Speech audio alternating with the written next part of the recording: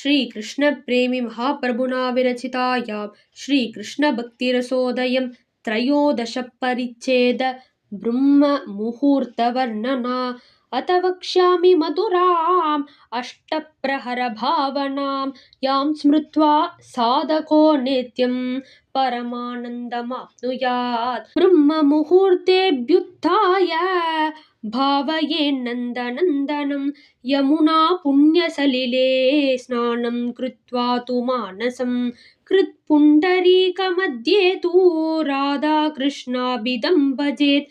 त्रैवेद्यं चिन्मयं ज्योतिः मिथुनं कृष्णपिङ्गलम् प्रपद्ये श्यामलं ज्योतिः श्यामलाचवलं तथा एवं वेदान्तसंवेद्यं मिथुनं हृदि भावयेत्। राधा प्रेमस्वरूपं च कृष्णप्रेमस्वरूपिणी राधा दास्यपरञ्चैव कृष्णदास्यपरायणा राधाकृत्पद्मवासं च कृष्णकृत्पद्मवासिनीं स्निग्धचारुगणश्यामं सुन्दरीं च तटितप्रभां कुङ्कुमाङ्कितपादाब्जं लाक्षाङ्कितपदाम्बुजां हेमनूपुरपादाब्जं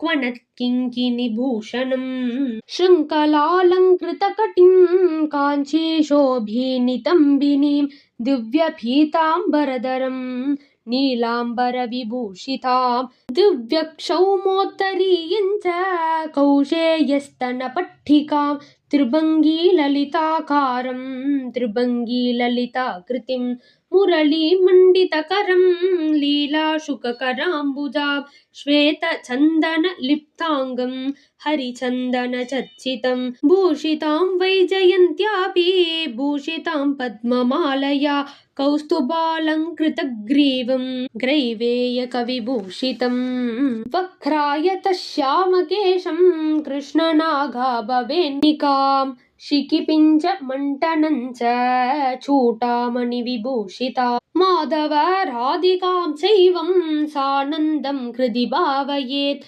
स्नानसन्ध्यादिकं कर्म प्रभातीयमथाचरेत्। त्रयोदशपरिच्छेद समाप्ता।